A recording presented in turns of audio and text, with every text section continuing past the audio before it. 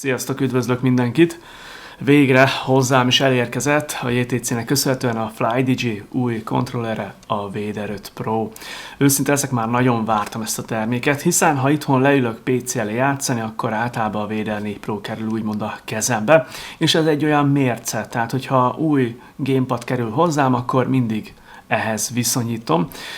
És hát nemrég járt ugye nálam a nagy testvére, az Apex 5, ugye ezt a videót láthattátok nálam, nagyon tetszett az a kontroller is, és hát nagyon kíváncsi voltam, hogy a Vader 5 mit örökölt meg tőle, illetve mi változott az előtthöz képest, de amondó vagyok, nézzük is meg.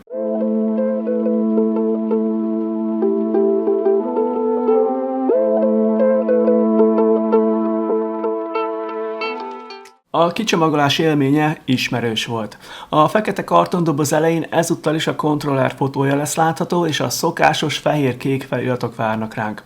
A doboz felnyitva masszív műanyag tálcába fektetve találjuk meg az új Vadert és a hozzá tartozó adóvevőt. A műanyag csomagolásban bújik meg a kábel, némi papír és a két felszerelhető lapát. Ez utóbbi annyira beleolvadt a műanyag tárolóba, hogy elsőre észre sem vettem. A kontroller aljára fel tudunk majd szerelni 2 műanyag lapátot, ez fontos újítás az előtthöz képest, mert a Vader 4 Pro-n ilyen nem volt.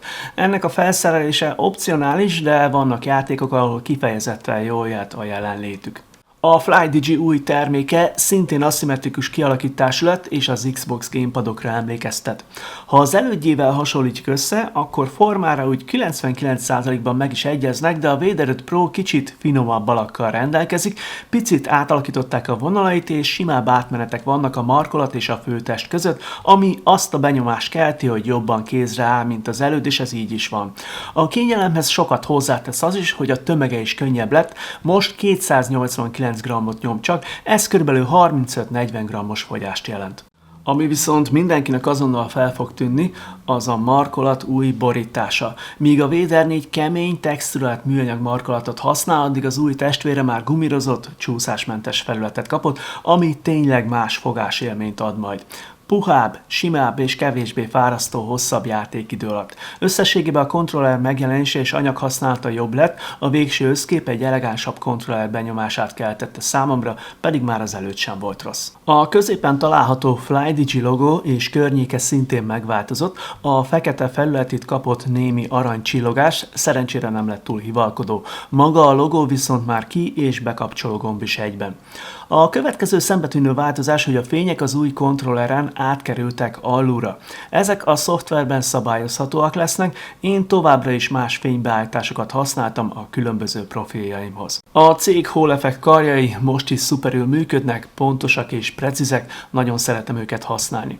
Bár a körülöttük lévő gyűrű színe ezüstről aranyra változott, a feladatok ugyanaz lesz, segítségükkel szabályozni tudjuk majd a karok ellenállását 40 és 100 g force érték között. Ez talán az egyik legjobb képessége a FlyDigi kontrollereknek, mert olyan testre szabhatóságot biztosítanak ezzel, ami nem túl gyakori a piacon.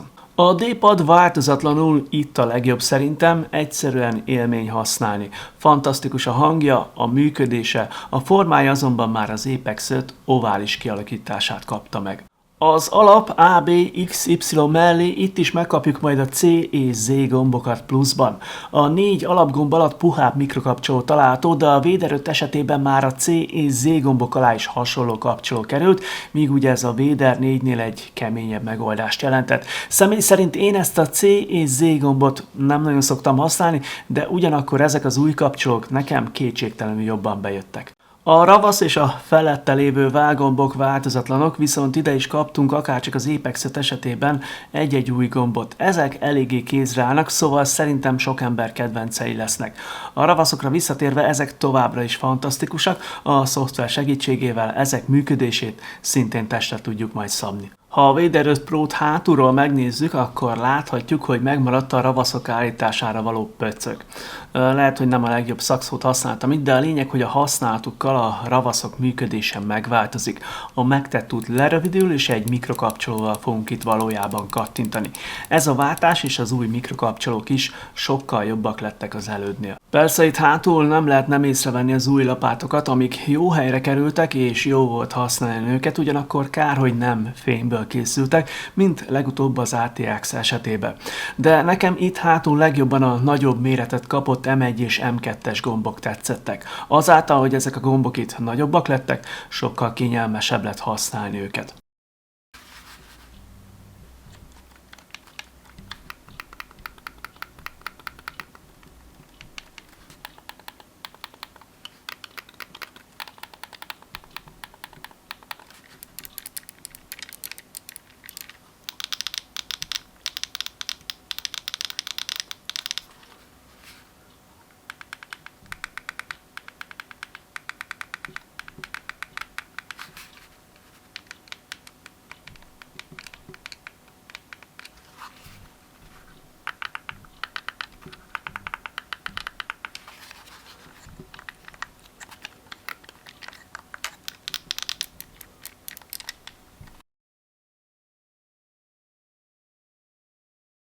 A Vader 5 Pro szintén többféle üzemmódot támogat, használható lesz majd vezetékről, vezetékmentesen Bluetooth kapcsolattal, és a 2,4 GHz-es vezetékmentes kapcsolat is rendelkezésre áll a gyári adóvevő segítségével.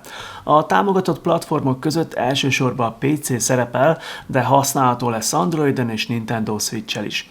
A kábel segítségével tudjuk majd ezt a terméket is tölteni, a töltés állapotáról az alsó fénycsik ad majd visszajelzést. Nőtt az aksi mérete az előtthöz képest, a régi 800 mAh változatot egy 1000 mAh váltotta. Ez a kontroller is használható lesz az új töltőállomással, amit az Apex 5-ös videómban láthattatok, de most sajnos ilyet nem kaptam tesztre. A szoftverre a FlyDigi Space Station 4.0 most is remekül működik, és nem győzöm kihangsúlyozni, hogy mennyit változott az 1-2 évvel ezelőtti állapotához képest pozitív irányba. A Vader 5 Pro teljesen testre szabható általa. Beállíthatjuk a gombok, a karok, a ravaszok működésének módját, a rezgőmotor erőssége is itt módosítható, és a 6 tengelyű gyroszkóp itt is szabályozható lesz, de persze makrókat és turbofunkciókat is beállíthatunk. Minden változást, amit majd itt beállítunk, 4 különböző profilba menthetünk el.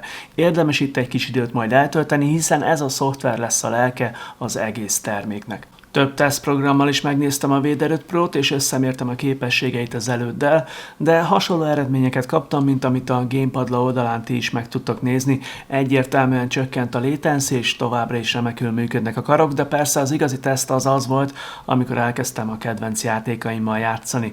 Mit is mondhatnék, a legjobb érzés, ha úgymond nem is érzed a tesztterméket, nem tűnik fel, hogy használod, hanem az észrevétlenül kiszolgál téged. Ilyen érzésem volt most is, nagyon jó volt játszani a Vader 5-tel. Adódik a videó végéhez közeledve a nagy kérdés, hogy megéri-e váltani. Nos, azt kell, hogy mondjam, hogy ha te sokat játszol FPS-sel, bunyós játékkal, vagy bármi olyannal, ami gyors reflexet és gombnyomást igényel, akkor szerintem mindenképpen megéri váltani, hiszen az Apex 5 személyébe egy gyorsabb, responsívabb kontrollert kaptunk. Nagyon tetszett az új borítás a markolaton, és az új M1, M2-es megnövelt méretű hátsó gombok szintén jók lettek. Szóval igen, egyszerű a válaszom, én biztos, hogy váltani fogok. A FlyDigi Vader 5 Pro gamepadot én a JTC-től kaptam meg tesztelésre, ahol ez a termék a videó készítésekor körülbelül 37 000 forintos áron érhető el. Ha a kontroller minőségét és tudását összevetem, akkor ennyiért én nagyon jó vételnek tartom. Ha gondoljátok, használjátok a Gamers Life oldalán a Péter P kódot, hogy egy keveset faragni tudjatok a végső árból. Részletek a videó leírásába. Köszönöm, hogy megnézted ezt a videót, hálás leszek, hogyha nyomsz rá egy lájkot, vagy netán bekövetsz X-en. Remélem, hogy tetszett, ha igen, akkor találkozunk legközelebb is. Sziasztok!